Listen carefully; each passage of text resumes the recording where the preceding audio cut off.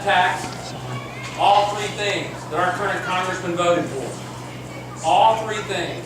Penalize productivity, penalize hard work, penalize the capitalistic free market economy that has been the responsibility, that has been the reason for our success, the model for our success. And so I believe that as you look at all these separate issues, that it's basically the difference between a personal responsibility and an entitlement mentality. So, a couple things though first, some of the big things that really matter greatly to me. Number one, our unemployment rates.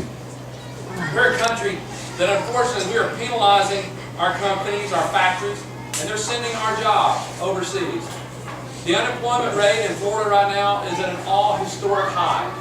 I learned last night that up in Suwannee County they're pushing about 17% unemployment.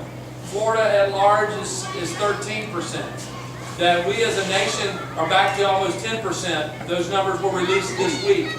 Now that doesn't even take into consideration the people that have left the workforce altogether, or the people that are working part-time. The average work week came out this week. The average work week in the United States is now 34 hours. 34 hours. And I promise you, the American family has 40 hours worth of debt and 40 hours worth of expenses. And yet the employers in this country can only give them 34 hours worth of work. This is a country that works best when we are working. And yet we have an administration, 92% of Barack Obama's administration, 92% have never worked outside of government. 8% have worked outside of government. So therefore, the solutions that keep coming out of Washington, D.C., the solutions that keep coming our way, that are supported by Nancy Pelosi, Harry Reid in the Senate, and Alan Boyd, those solutions are government solutions to our problems, not business solutions or private citizen solutions, because you see, they believe that you derive your rights from them, from the government. They don't believe, they have a problem with the Declaration of Independence. Because 4 times in that document, God is alluded to that we hold these truths to be self-evident, that all men are created by their Creator and are endowed by their Creator with certain unalienable rights, and that among those are life, liberty, and the pursuit of happiness. They have a problem with the acknowledgement of His existence. And the reason that they do, the way that proves out to me, is their policies say that you owe your rights to the government rather than to that God. One thing about acknowledging Him, that ain't no big deal. Even the demons believe He exists. Okay? It is to submit to His authority. And I will tell you this, He has an expectation of His people to work. The unemployment rates are going to kill us. And the problem with the unemployment rates in this recession is that they've been especially brutal on small business. Especially brutal. This year, in this recession, small business has generated 36% of the unemployment. In the 2001 recession, only 11% of the unemployed came from small business. So small business is pushing 40% of the unemployed have come from Main Street America. Businesses just like yours and businesses just like ours. And I will tell you, when you've got small business that represents 85% of America's economy, that is pain. That is pain. What answers do we get? What answers do we get from Congressman Boyd, from Pelosi, and Obama?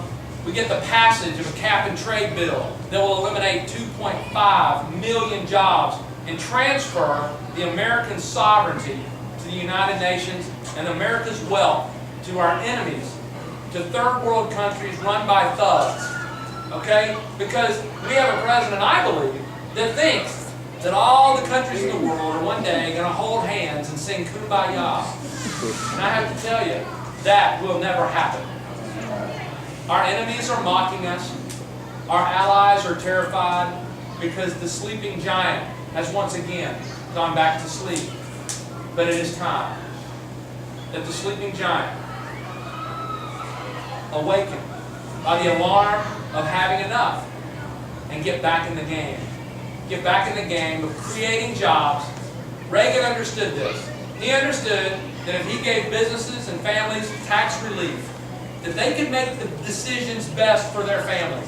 They could make the decisions best for their employees. And so what did he do after inheriting? We keep talking about the economy you inherit. Well, what did Reagan do after Carter? He turned around and he gave tax relief to businesses. And what happened over the next 18 months? He generated the largest jobs expansion in the history of our nation. 441,000 jobs a month for 18 months. Historic in proportion. Because he knew that the more money you had in your family budget, the more of that you would spend. The more money you had in your company's budget, the more employees that you would hire, the more company expansion that you would hire, the more branches you would open, the more economic advancements that you would make in your communities. But that is being attacked in every way. And after a family perpetuates their business, like we have perpetuated ours for 55 years, we've reached the 22% of family businesses that reach the third generation. After you take that business, you nurture it, you grow it, you take care of it, you take care of your customers. After the patriarch dies, a clock starts. And 9 months later, you have to show up to the IRS and give them 55% of your blood, sweat, and tears. And then that leaves you 45% so you can pay capital gains tax on. And that is a bill that Congressman Boyd voted on, and shame on you.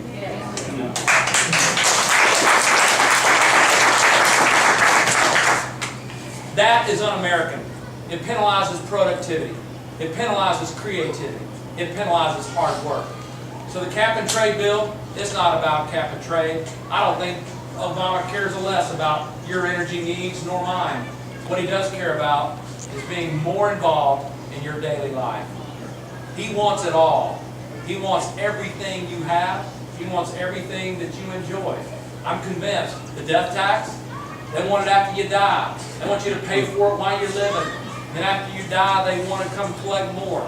And after then you got a health care bill we got to deal with. We're going to trample on the Constitution so that we can infiltrate all of your life. Forget the Constitution. Alcee Hastings said 3 weeks ago in Washington, D.C., we make up the rules as we go along. We don't have to adhere to the Constitution. Well, I tell you what, Mr. Hastings, it's time for you and Alan Boyd to pack your bags and go home.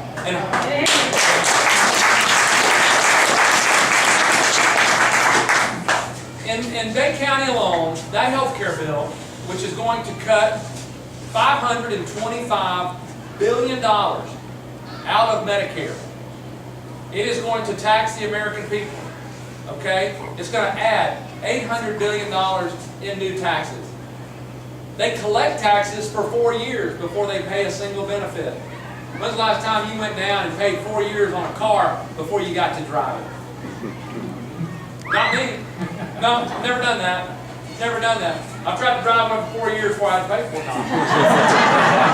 I'm kidding. I'm just kidding. But I tell you, the health care bill, when they attached the student loan provision to that, and that single-handedly eliminated 700 jobs in Panama City. 700 good-paying jobs, because the government basically said, we can do what private entity is doing better. Like what? Deliver the mail? Like what? Handle VA claims? Like what? Administer Social Security? What can you do better? Can you provide transportation on Amtrak from here to California better than a private business?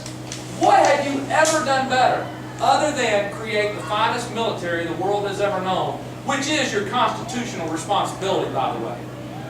What else have you done better? What else? After you have totally taken it over, is better. Education? Is that better? Are we producing a better product through our children, through the public education system, that has completely and totally expelled God from the halls of every public school?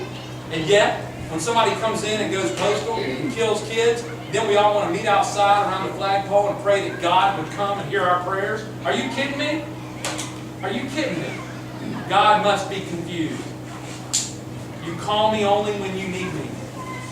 And when it's convenient, you lock me out of your lives. It breaks my heart. And it puts a burden in my heart. And so I'm going to take my values and my views